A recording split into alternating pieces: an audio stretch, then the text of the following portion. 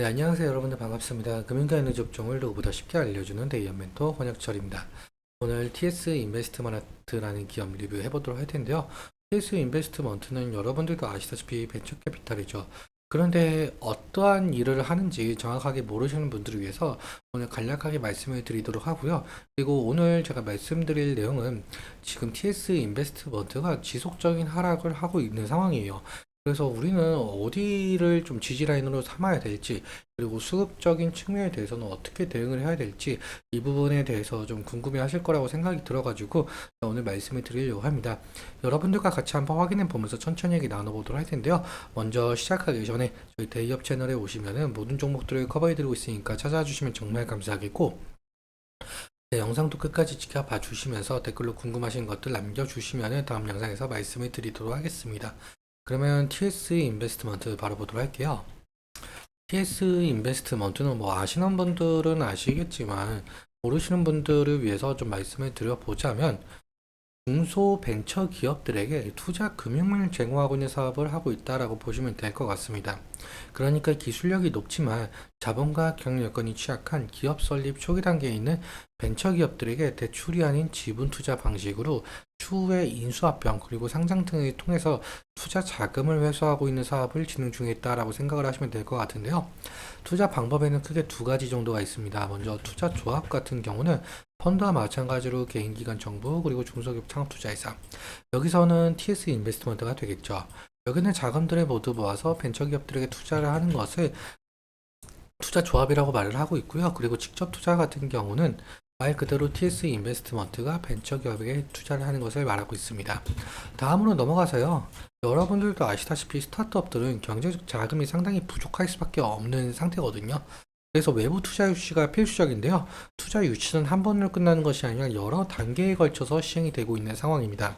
먼저 여기 시리즈 A라는 단어 같은 경우는 스타트업들이 서비스를 오픈하기 위해서 받는 투자라고 생각을 하시면 될 것 같고요.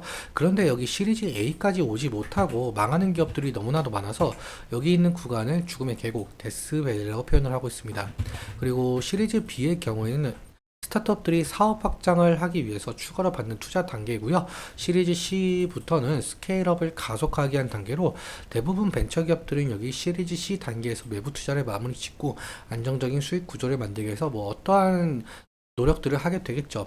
그래서 이 시리즈 ABC 투자를 통해서 본격적인 성장을 이루게 되고, 그리고 벤처기업들은 상장이나 M&A가 가능한 기업으로 탈바꿈하게 되거든요. 여기서 벤처 캐피탈들이 투자금 회수를 통해서 뭐 영업이익이라든지 아니면 매출적인 측면에서 이익을 보는 구조다라고 볼 수가 있을 것 같습니다. 그렇기 때문에 TS 인베스트먼트 같은 경우 벤처 캐피탈이기 때문에 어디에 투자를 했고 어디에 엑시트를 할지가 상당히 중요한데요. 이 부분에 대해서 제가 영상을 찍고 있는데 저희 대기업 채널에 오시면은 여기 돋보기 모양이 있거든요.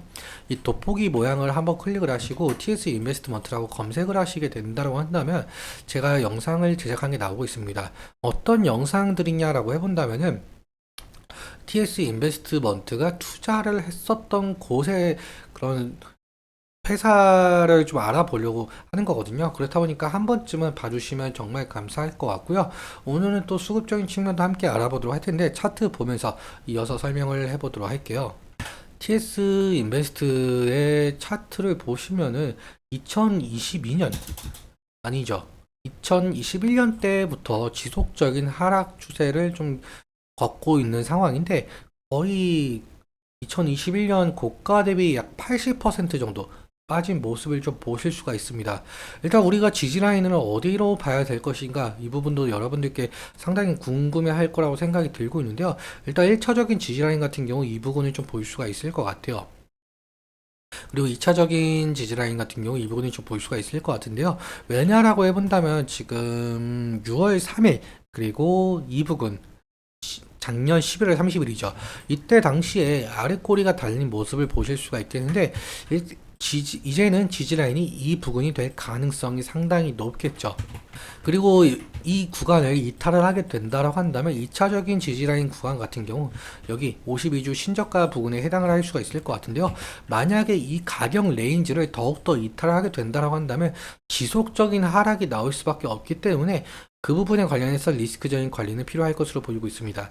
그리고 TS 인베스트먼트 같은 경우 벤처 캐피탈이기 때문에 어디에 투자를 했는지 상당히 중요하다라고 말씀을 드렸잖아요.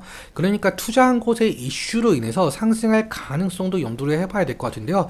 하지만 제가 말씀드렸다시피 2021년도 때부터 지속적인 하락을 했기 때문에 상승 시마다 이 차익 실현 매물이나 원금 보존 매물이 나올 수가 있다라는 점, 그 부분 염두해 두시면 좋을 것 같습니다. 수급적인 측면도 함께 살펴보자라고 한다면 지금 TS 인베스트먼트 같은 경우 한 달 사이에 개인이 15만 주 정도 매수를 하고 있는 상황으로 보이고 있고요. 외국인 같은 경우 4만 주 매도, 기관 같은 경우 지금 11만 주 정도 매도를 하고 있는 상황인데요. 사실상 외국인의 매도가 거의 한 10거래일, 한 10일 정도 지속적으로 나오고 있는 모양새죠. 반대로 개인 같은 경우 이 외국인의 매도세를 현재 계속 받아주고 있다라고 볼 수가 있겠고요. 그리고 5월 달도 좀 살짝 보자라고 한다면 5월의 경우에는 기관에서 매도가 좀 많이 나온 모습을 좀 보실 수가 있습니다. 하지만 개인 같은 경우 지속적인 매수, 그러니까 기관과 외국인의 매도세를 전부 개인이 받아줬다 라고 표현을 할 수가 있을 정도로 개인의 매수세가 상당히 센데요. 하지만 이 기관과 외국인에서 만약에 매수세로 전환이 된다고 한다면 TS 인베스트먼트의 주가에 긍정적인 영향을 끼칠 가능성이 상당히 높겠죠. 그래서 외국인과 기관의 수급 동향도 잘 살펴보는 것이 중요 투자 포인트가 될 가능성이 높고요. 일단 그러면은 좀 더 자세하게 보자라고 한다면은 창구적인 측면에 대해서 미래에셋 창구에서 약 11만 주 정도 매수가 되고 있는 상황이고, 키움증권 창구에서 8만 주, 한국투자증권에서 6만 8천 주가 매수가 되고 있는 모습을 좀 보실 수가 있습니다. 지금 유진투자증권에서 1만 9천 주, 약 2만 주 정도 매수가 들어오고 있고요.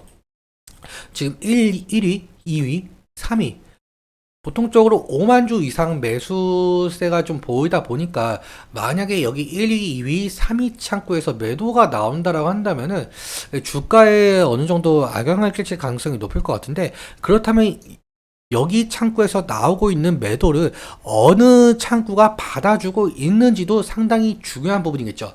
만약에 외국계 증권사 창구에서 매수세가 들어온다라는 것을 파악을 해본다면 상당히 긍정적으로 좀 바라볼 수 있을 것 같습니다. 그렇기 때문에 여기 1위, 2위, 3위의 매도세를 어느 창구에서 받아주는지 좀 자세하게 살펴보는 것이 중요 투자 포인트가 될 것 같고요. 오늘은 여기까지 말씀을 드리면서 오늘 내용 여러분들께 도움이 되셨다면 구독과 좋아요 부탁드리고, 그리고 오늘 말씀드린 내용과 차트적인 부분에 대해서는 제 개인적인 견해가 많이 껴있다 보니까 여러분들의 주관적인 견해와 함께 투자를 현명한 선택하셨으면 좋겠습니다. 오늘도 시청해주셔서 감사하고 지금까지 멘토 권혁철이었습니다. 감사합니다.